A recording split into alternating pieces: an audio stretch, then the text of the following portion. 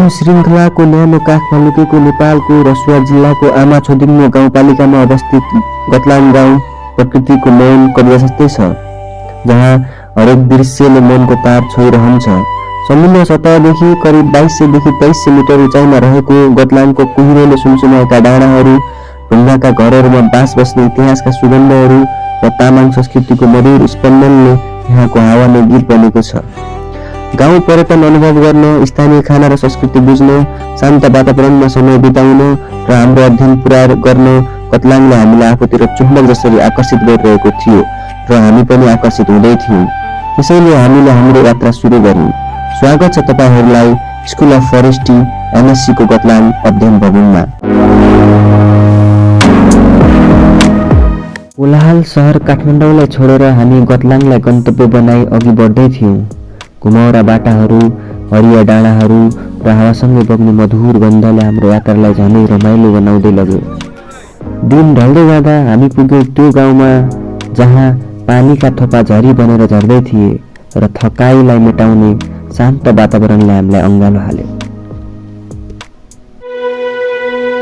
भोलिपल्ट बिहान लाङटाङ हिमालको काखबाट झुल्किएको उज्यालोले हामीलाई नयाँ ऊर्जा दियो। लालीगुराँसले रङ्गिएको बाटो हुँदै हामी गोठान खर्कतर्फ लाग्यौँ, तर त्यो सुन्दरता भित्र लुकेको पीडा पनि देख्यौँ। वन आगलागीले उजाडिएको जमिन।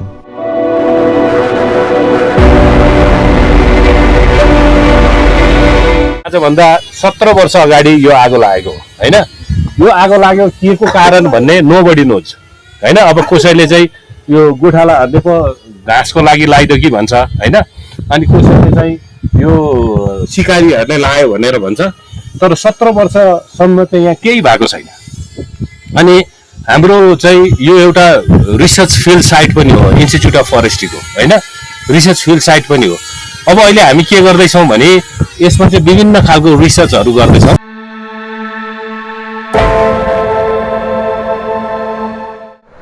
प्रकृतिको त्यो मौन कोरोनाले हामीलाई धेरै कुरा सिकायो।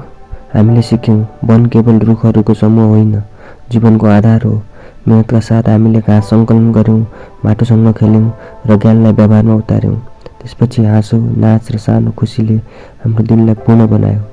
अनि आकस्मिक हिमपातले त हाम्रो यात्रा झनै जादुमय बनाइदियो। तेस्रो दिन गम्बुले खर्कामा हामीले परिश्रमको अर्को कथा लेख्यौँ। घाँसको बायोमास मापन गर्दै हामीले प्रकृतिसँग अझ नजिकको सम्बन्ध बनायौँ। यो उसमा चाहिँ यो रेन्ज ल्यान्डमा चाहिँ हामी चाहिँ यहाँ चाहिँ यो 1x1 को चाहिँ यो बाँस छ, यो 4वटाको स्क्वायर प्लट बनाउँछौँ। हरेक 50 मिटरमा चाहिँ गएर हामीसँग कैँचीहरू छ, ग्लास चाहिँ निकालेर चाहिँ त्यो प्लास्टिकमा हालेर जोख्छौँ। यसको मतलब के भने यसको क्यारिङ क्यापेसिटी के छ त भनेर पनि हामीले हेर्नु पर्नेछ। घाँसको बायोमास मापन भनेको कुनै निश्चित क्षेत्रमा भएको घाँसको कुल जैविक पदार्थ वा घाँसको तौल कति छ भनेर मापन गर्नु हो। यसको मापन धेरै तरिकाबाट गर्न सकिन्छ। हामीले चाहिँ कट एन्ड वेट मेथड प्रयोग गर्यौँ। हामीले यो सबै किन गरिरहेका थियौँ भने हामीलाई उक्त चरनभूमिमा रेन्ज ल्यान्डमा कति घाँस उत्पादन हुन्छ वा कति चारा फोरेज उत्पादन हुन्छ वा कति पशुपालन गर्न सकिन्छ भनेर थाहा पाउन थियो। त्यसैले गर्दै थियौँ। हो, यो कुरा थाहा पाउनु नै उक्त क्षेत्रको क्यारिङ क्यापेसिटी कति छ भनेर निर्धारण गर्नु हो।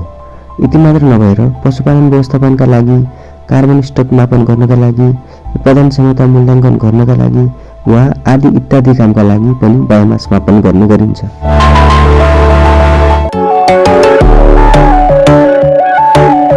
त्यही रहेको चिज कारखानाले देखायो कसरी स्थानीय जीवनशैली र अर्थतन्त्र एकअर्कासँग गाँसिएका हुन्छन्, कसरी स्थानीय वस्तुलाई उद्योगीकरण गरेर आफ्नै गाउँमा व्यवसाय गरी आय आर्जन गर्न सकिन्छ।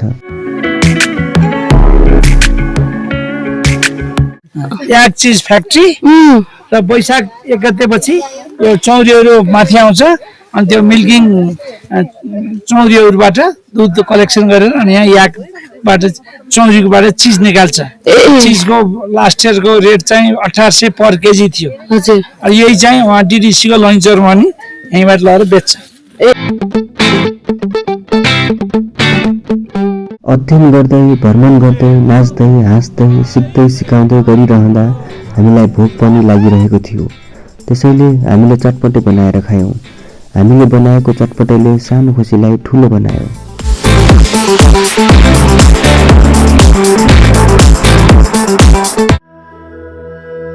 चौथो दिन हामी पुग्यौँ पार्वती कुण्ड।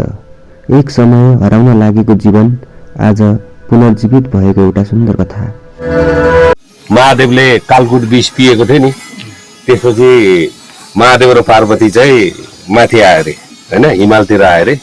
हिमालतिर आउँदाखेरि चाहिँ अनि महादेवले चाहिँ पार्वतीलाई चाहिँ म चाहिँ अब जडीबुटी खोज्नु जान्छु भनेर पार्वतीलाई यहाँ राखे अरे। अनि महादेव चाहिँ गोसाई कुण्डमा गयो अरे क्या।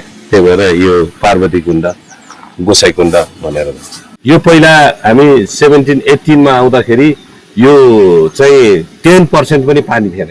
न त इन्फ्रास्ट्रक्चर डेभलपमेन्ट छ यहाँ है, केही पनि छैन नि त। तै पनि यो डिग्रेडेड किन भन्दाखेरि चाहिँ यो बोजो चाहिँ यहाँ बोजो रहेछ है, यो ठाउँमा बोजो हुन्छ। एकुमुलेसन चाहिँ डिकम्पोजिसन रेट भन्दा बढी है। त्यही भएर पोखरी चाहिँ सुकाउने भने कसरी सुकाउने त भन्दाखेरि बोजो ननिकाल्ने भनेर। अनि बोजो ननिकालेपछि सबै एकुमुलेट हुँदै हुँदै हुँदै हुँदै हुँदै जान्छ।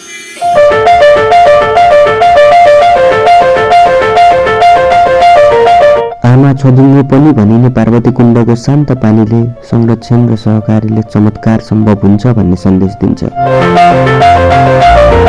यो आमा छोदिङ्गो चाहिँ किन भयो भन्दाखेरि पहिला चाहिँ यो दुध कुण्ड थियो अरे। त्यो दुध भनेपछि आमा भनेपछि अनि यहाँको भाषाले चाहिँ आमा छोदिङ्गो, आमा भनेको पार्वती, छोदिङ्गो भनेको ताल। गतलाङ गाउँमा फर्किएर हामीले मानिसहरूको कथा सुन्ने मौका पायौँ। सङ्घर्ष, सरलता र सहकार्यका कथाहरू। साँझको आगो, तारामुनिको आकाश र साथीहरूको साथ, त्यो पल शब्दमा बयान गर्न गाह्रो छ। अन्तिम दिन आयो, बिदाईको समय।